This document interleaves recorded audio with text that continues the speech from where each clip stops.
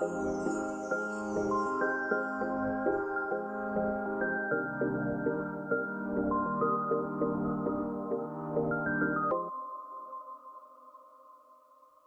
and welcome to the Cole Memo. In this episode, I'm going to quickly share a few stories that have caught my eye. The first report we're going to check out, I encourage you to read this full report. It's entitled Equity Delayed, Dreams Denied: How Pritzker Botched Illinois Cannabis and Clean Energy Programs. Definitely check this out. I'll have it linked in the show notes. If you go down to page 5, it's not a long report at all. That's where you can find the information about cannabis jobs and what they have to say. This report was produced by the National Black Empowerment Action Fund, who I may refer to as NBEAF going forward.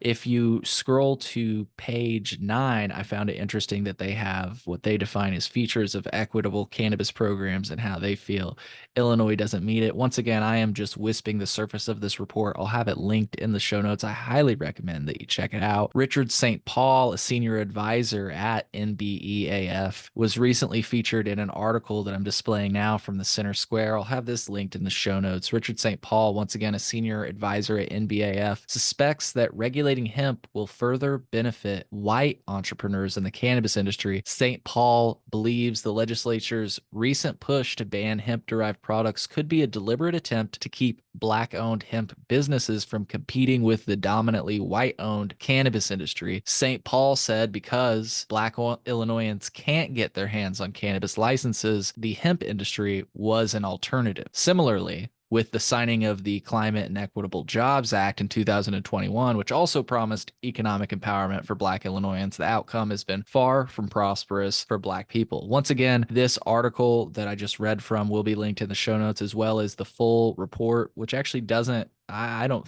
recall it mentioning hemp. So that's why I wanted to mention this article, because I thought it was notable that this Richard St. Paul had some statements regarding hemp. And I'm about to play a response from the state of Illinois. There's also a brief statement from Richard St. Paul, who once again is a senior advisor at NBEAF. Let's take a listen to the clip. An advocacy group says the Pritzker administration is falling far short when it comes to minority participation in Illinois' growing cannabis industry. But a top state official says the picture is a lot brighter than they say. Richard St. Paul with the National Black Empowerment Action Fund says Governor Pritzker promised 63,000 jobs would be generated by the legalization of recreational marijuana, mostly for people in communities hurt by the war on drugs. But the promise, he says, hasn't been kept. You were supposed to be first in line to be able to get a license, whether it be dispensary or cultivation.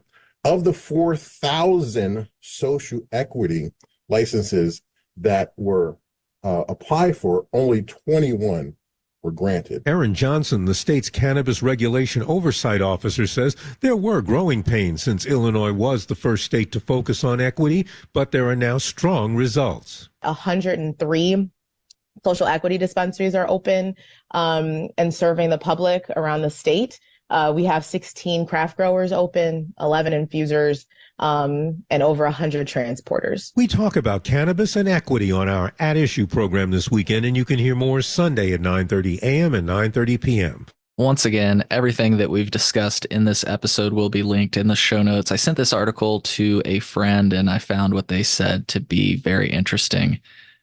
Basically, they said the idea that there were growing pains and that we've been on a roll since is delusional. This market has plateaued, and some new operators can barely stay in business despite this market only meeting the needs of 1/3 of cannabis users in Illinois. Once again, those are just thoughts from a good friend of mine who I sent this story to, and they sent those thoughts back. I wanted to share those thoughts.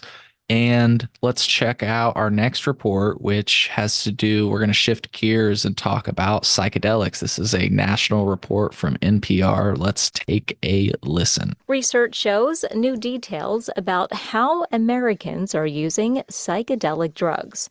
NPR's Will Stone reports the findings indicate that about 8 million people tried so-called magic mushrooms last year. The report from the RAND Corporation estimates that about 3% of adults tried psilocybin last year, making it the most popular psychedelic. The runner-up was MDMA, or ecstasy, at just over 1%, followed closely by LSD. Half of people who took mushrooms said they chose to microdose. Dr. Joshua Woolley, a researcher at UCSF, says microdosing is increasingly popular, but much of the evidence on psychedelics is based on people taking much larger doses while also receiving therapeutic support. We don't actually know that much about microdosing. Meanwhile, another study from UC San Diego has found that internet search terms related to microdosing have grown by more than 1,000% since 2015. Will Stone, NPR News. I thought that story was very interesting. The last story that I wanted to discuss is regarding my neighbors to the north, Wisconsin. The headline for this story, which I'll have linked in the show notes, is "As neighboring states legalize pot, Wisconsin State Patrol arresting more people for possession." It looks like the article highlights that in 2022, there were more arrests than in 2019. It looks like in 2022, there was 1,666. Meanwhile, in 2019, there was 1,292. This is according to arrest data kept by the Federal Bureau of Investigation. I'll have that linked in the show notes. Folks, what do you think about the stories that we discussed in this episode? Once again, the reason that I link everything in the show notes is so that you can do your own research. If you're having troubles finding the show notes, just go to thecolememo.com and use the search functionality in the top right-hand corner of our website to search up the episode number. It's going to be episode 108, which you're not seeing right now because I've not released it yet. But let's say you come here later and we're 200 episodes in. If you just type in episode 108, you'll be able to find it. I hope you found value in this episode of the Cole Memo. We'll see you on the next one. Take care.